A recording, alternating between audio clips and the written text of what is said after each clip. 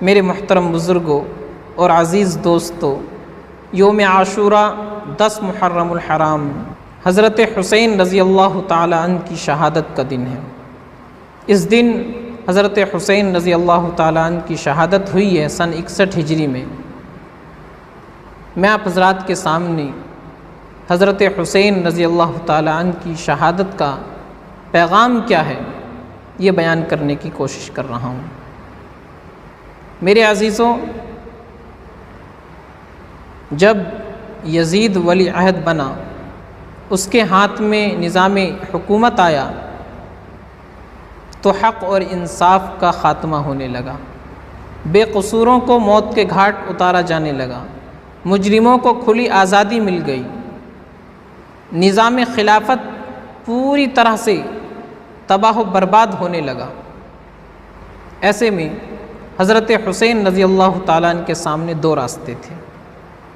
ایک تو یہ کہ وہ خاموش ہو جائیں، یہ سب ہوتا ہوا دیکھیں، چپ رہیں، کچھ نہ کہیں، مزاحمت نہ کریں، اس کے خلاف آواز نہ اٹھائیں، اور اس کے صلے میں اپنی جان، اپنا مال اور اپنے پیاروں کو محفوظ رکھیں۔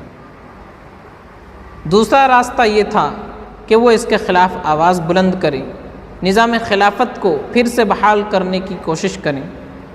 میرے دوستو، نواسہ رسول سیدنا حسین رضی اللہ تعالیٰ عنہ کے لیے یہ تو ممکن ہی نہیں تھا کہ وہ حق کے خلاف بات ہوتے ہوئے دیکھے، نظام خلافت کو تباہ و برباد ہوتے ہوئے دیکھے اور خاموش بیٹھے رہیں۔ چنانچہ انہوں نے دوسرا راستہ اختیار کیا اور اللہ کے دین کی حفاظت کے لیے، اسلام کی حفاظت کے لیے، اپنے نانا کی وراثت کی حفاظت کے لیے اپنے آپ کو، اپنی جان، مال اور اپنے خاندان والوں کو قربان کرنے کا ارادہ کر لیا۔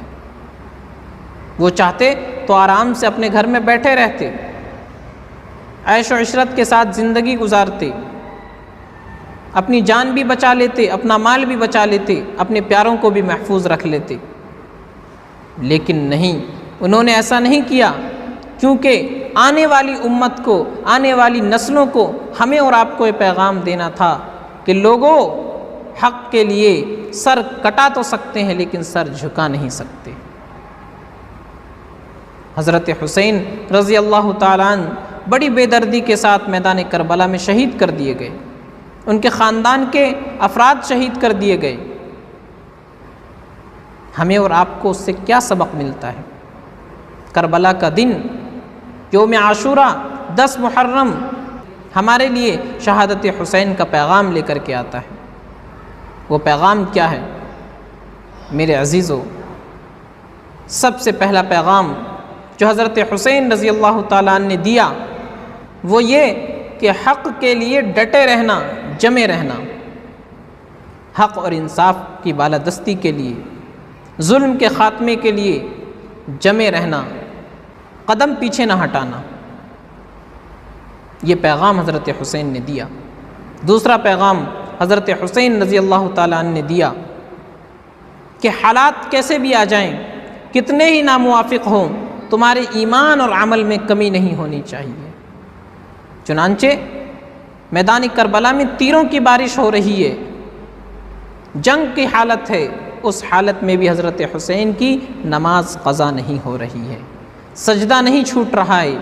ہمیں اور آپ کو، امت کو پیغام دیا کہ حالات کیسے بھی ہوں، تمہارا ایمان اور عمل مضبوط ہونا چاہیے، دین ضائع نہیں ہونا چاہیے، عمل کے اندر کمی نہیں آنی چاہیے، تمہاری نماز نہیں چھوٹنی چاہیے۔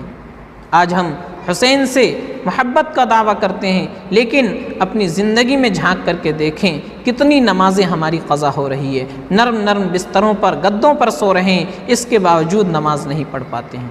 حسین نے تو میدان کربلا میں نماز پڑھ کے دکھایا، اور ہمیں اور آپ کو پیغام دیا حالات کیسے بھی ہوں، ایمان اور عمل مضبوط رہنا چاہیے۔ تیسرا پیغام حضرت حسین رضی اللہ تعالیٰ عنہ نے دیا کہ مسلمانوں، دین کی حفاظت کے لیے، اسلام کی حفاظت کے لیے، نبی کے پیغام کی حفاظت کے لیے تمہیں سب کچھ بھی اگر داؤ پر لگانا پڑے تو لگا دینا، مال دینا پڑے مال دے دینا، جان دینی پڑے جان دے دینا، خاندان کو قربان کرنا پڑے خاندان کو قربان کر دینا، لیکن دین کا جھنڈا نیچے گرنے نہ دینا۔ یہ پیغام حضرت حسین رضی اللہ تعالیٰ نے دیا۔ چوتھا پیغام حضرت حسین رضی اللہ تعالیٰ عنہ کی شہادت سے ہمیں یہ ملتا ہے کہ مسلمانوں، ہر حال میں تمہاری نظر اللہ پر ہونی چاہیے۔ تم اپنی کمزوری پر نظر نہ رکھنا، اللہ کی طاقت اور قوت پر نظر رکھنا۔ باطل کی کثرت سے، باطل کی طاقت سے، باطل کے ہتھیار سے مرعوب نہ ہونا، باطل کا خوف اپنے دلوں میں پیدا نہ کرنا۔ ارادے جن کے پختہ ہوں، نظر جن کی خدا پر ہو، ارادے جن کے پختہ ہوں، نظر جن کی خدا پر ہو، تلاطم خیز موجوں سے وہ گھبرایا نہیں کرتے۔ تو حضرت حسین رضی اللہ تعالیٰ نے پیغام دیا کہ مسلمانوں، باطل کتنی ہی قوت کے ساتھ آ جائے، کتنی ہی تعداد میں آ جائے، لیکن اس سے مرعوب نہ ہونا، اللہ کی طاقت اور قوت اس سے بڑی ہوتی ہے۔ لہٰذا تمہارا کامل توکل اللہ کی ذات پر ہونا چاہیے۔ تو میرے عزیزو، حضرت حسین رضی اللہ تعالیٰ عنہ کی شہادت سے ہمیں پیغام ملتے ہیں۔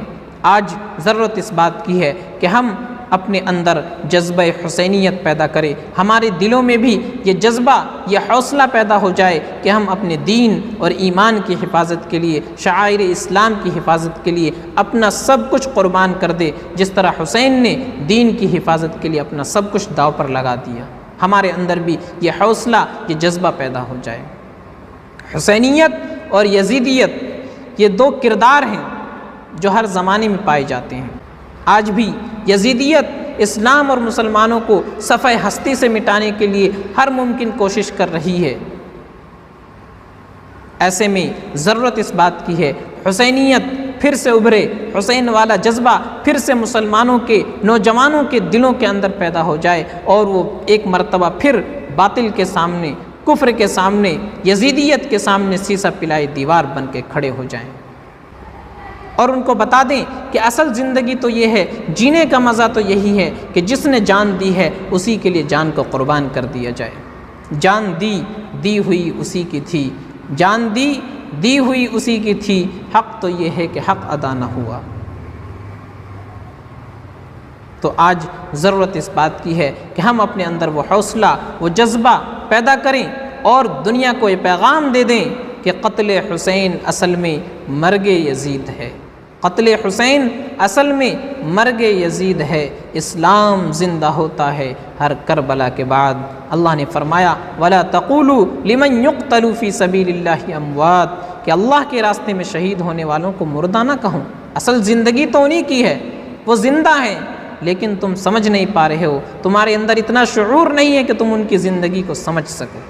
اللہ تعالی ہم سب کو عمل سمجھ کی توفیق عطا فرمائے، اللہ ہمارے اندر بھی جذبہ حسینیت پیدا فرمائے، ہمارے دلوں میں بھی اللہ اہل بیت رضوان اللہ علیہم اجمعین کی عظمت، محبت پیدا فرمائے۔ وآخر دعوانا ان الحمد للہ رب العالمین۔